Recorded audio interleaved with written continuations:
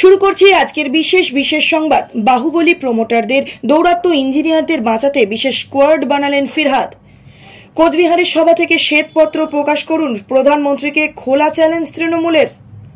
নগদ কমলেও সম্পত্তিতে কিঞ্চিত স্ফীত হয়েছেন বিজেপির জয়ন্ত রায়, রইল হলফনামা।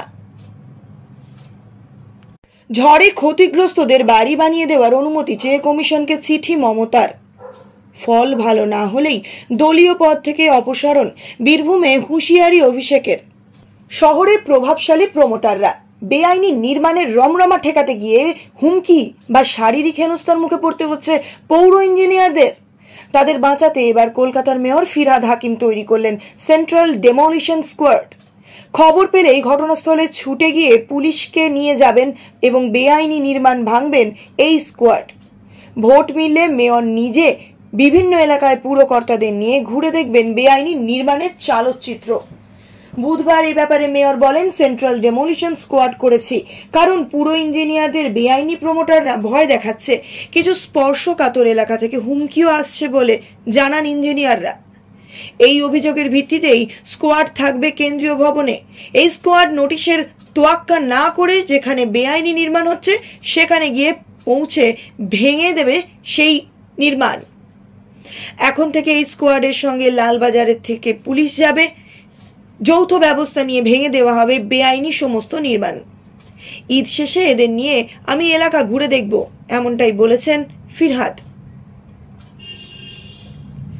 প্রসঙ্গত, নড়িয়াল থানা এলাকায় এক ইঞ্জিনিয়ার একইভাবে আক্রান্ত হয়েছিলেন। থানায় অভিযোগও দায়ের করা হয়েছিল। কলকাতা কর্পোরেশনের সূত্রে খবর, গার্ডেন রিচ এলাকার 15 বড় বিল্ডিং বিভাগের এক্সিকিউটিভ অফিসার এমনই ধরনের হুমকি পেয়েছেন বলে কর্তৃপক্ষকে জানিয়েছেন। তাই তাকে অন্যত্র সরিয়ে দেওয়ার বিষয়েও চিন্তা ভাবনা করা হচ্ছে। গার্ডেন রিচের ঘটনায় গতকাল আরও একজনের মৃত্যুও হয়েছে। ফলে কলকাতা পৌর নিগমের চাপ যে কিছুতেই কমছে না সেটা স্পষ্টই বোঝা যাচ্ছে। ইতিমধ্যেই একের পর এক নির্দেশিকা জারি করা হয়েছে। পুরসভার তরফে একাধিক পদক্ষেপও নেওয়া হচ্ছে। পুলিশ পৌর অধিকারীদের নিয়ে 15 দিন অন্তর বৈঠক চালু করেছে। ফলে গোটা কলকাতা জুড়ে পূর্ণ শক্তি নিয়েই বেআইনি নির্মাণের বিরুদ্ধে লড়াই করতে চাইছে পৌর নিগম। স্থানীয় ইঞ্জিনিয়ারদের ভয়ভীতি বা হুমকির হাত থেকে রক্ষা করতে এবার সেন্ট্রাল টিম তৈরি করা হলো। এর জেরে ওয়ার্ড বা বড় স্তরে নির্ভয়ে কাজ করতে পারবেন ইঞ্জিনিয়াররা, এমনটাই মনে করছেন কলকাতা পৌর নিগমের কর্তৃপক্ষ। নির্বাচনী প্রচারে বৃহস্পতিবার উত্তরবঙ্গে আসছেন প্রধানমন্ত্রী নরেন্দ্র মোদী। একই দিনে দুটি সভা করবেন তিনি। আবার ওই দিন কোচবিহারের সভা রয়েছে মুখ্যমন্ত্রী মমতা বন্দ্যোপাধ্যায়েরও। প্রধানমন্ত্রীর সভার আগে আবাস যোজনার বকেয়া টাকা নিয়ে তাকে আক্রমণ করল রাজ্যের শাসক দল তৃণমূল কংগ্রেস। বুধবার তৃণমূল ভবনে সাংবাদিক সম্মেলন করেন রাজ্যের দুই মন্ত্রী শশী পাঁজা এবং চন্দ্রিমা ভট্টাচার্য। তৃণমূল মহিলা কংগ্রেসের সভানেত্রী তথা রাজ্যের মন্ত্রী চন্দ্রিমা ভট্টাচার্য বলেন, আবাস যোজনা নিয়ে একটি রাজনীতির চিত্র তৈরি করা হচ্ছে, আমরা এর বিরোধিতা করছি। গত রবিবার আমরা দেখেছি কয়েক মুহূর্তে ঝড়ের মুখে পড়ে গ্রামের পর গ্রাম ধ্বংসস্তূপের রূপ নিয়েছে। 600 কিলোমিটার দূরে থাকলেও রাতেই পৌঁছে গিয়েছেন মুখ্যমন্ত্রী মমতা বন্দ্যোপাধ্যায়। মানুষের পাশে থাকতে তিনি যখন উদ্যোগী হয়েছেন, বিজেপি বিষয়টিকে নিয়ে রাজনীতিকরণ করছে। এই অবস্থায় বিরোধী দলনেতা গিয়ে বলেছেন মুখ্যমন্ত্রী ছবি তুলতে এসেছেন মাত্র। চন্দ্রিমার দাবি, বিজেপি বলছে আবাসের টাকা দেওয়া হয়েছে অথচ খরচ হয়নি। তৃণমূল কংগ্রেসের সর্বভারতীয় সাধারণ সম্পাদক অভিষেক বন্দ্যোপাধ্যায় ইতিমধ্যেই শ্বেতপত্রের দাবি জানিয়েছেন। আপনারা দিন না কাকে কোথায় কখন কত টাকা দেওয়া হলো তার শ্বেতপত্র। আপনারা 14ই মার্চ এমন দাবি করেছিলেন, তারপর প্রায় 21 দিন চলে গিয়েছে, কিন্তু কোনো উত্তর এখনো দেওয়া হয়নি। অর্থাৎ টাকা যে দেওয়া হয়নি এটা তাদের মৌনতাই প্রকাশ করে দেয়। শুধু চন্দ্রিমা ভট্টাচার্য নন, এই নিয়ে সরব হয়েছেন রাজ্যের আরেক মন্ত্রী শশী পাঁজাও। তিনি জানান, ভারতীয় জনতা পার্টি আপনারা মিথ্যা কথা বলছেন, আপনারা আবাসের টাকা কখনোই দেননি। পেশায় তিনি চিকিৎসক। 2019 লোকসভা নির্বাচনের আগে পেশ করা হলফনামায় আয়ের সম্পূর্ণ উৎস হিসেবে একমাত্র চিকিৎসাকেই পেশা হিসেবে চিহ্নিত করেছিলেন জয়ন্ত রায়। 5 বছর বাদে এসে এই পেশা না বদলালেও আয়ের নতুন একটি উৎস খুঁজে পেয়েছেন জলপাইগুড়ির বিদায়ী সাংসদ জয়ন্ত রায়। দিন কয়েক আগে পেশ করা হলফনামায় গানকে আয়ের উৎস হিসেবে দেখিয়েছেন বিজেপির এই চিকিৎসক প্রার্থী।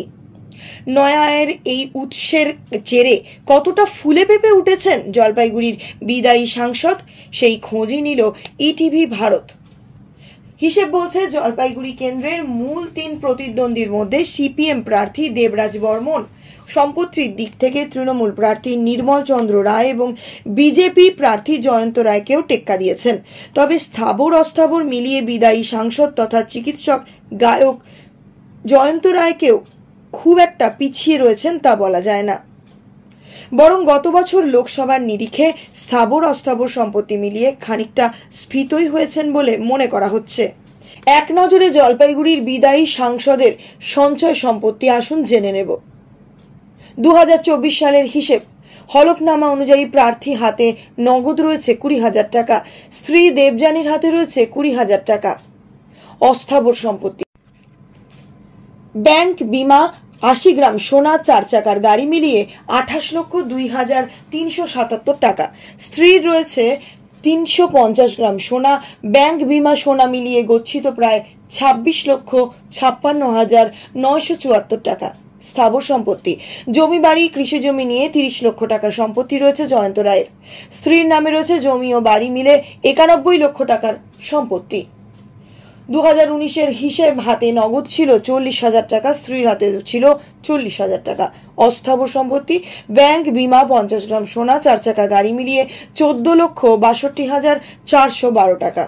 ঝড়ে ক্ষতিগ্রস্তদের বাড়ি বানিয়ে দেওয়ার অনুমতি চেয়ে নির্বাচন কমিশনকে চিঠি দিলেন মমতা বন্দ্যোপাধ্যায়।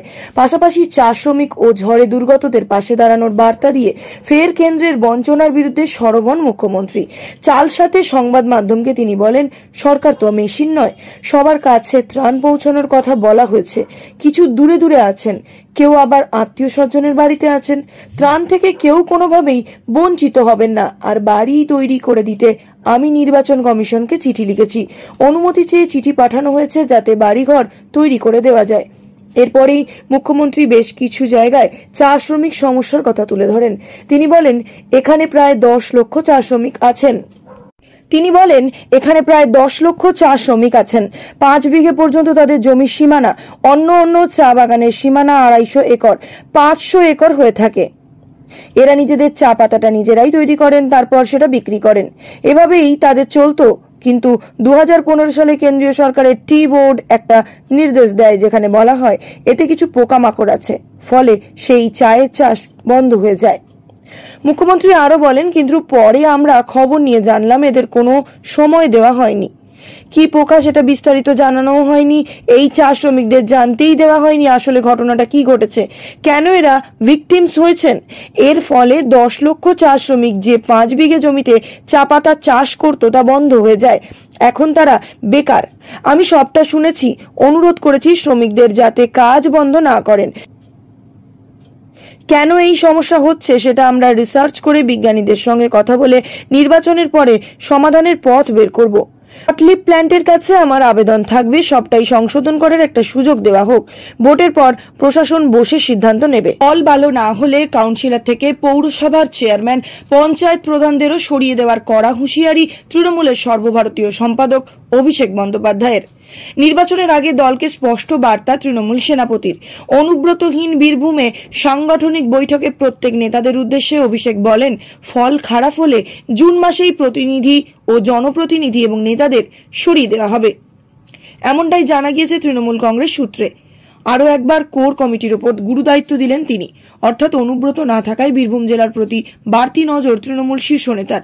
সূত্রের খবর, বৈঠকে অভিষেক বন্দ্যোপাধ্যায় জানান, লোকসভা নির্বাচনে যে এলাকায় দলের ফল খারাপ হবে সেই এলাকায় অঞ্চল সভাপতি, কাউন্সিলর, পঞ্চায়েতের সদস্য থেকে শুরু করে পৌরসভার চেয়ারম্যান, পঞ্চায়েত প্রধানকে পর্যন্ত পদ থেকে সরিয়ে দেওয়া হবে।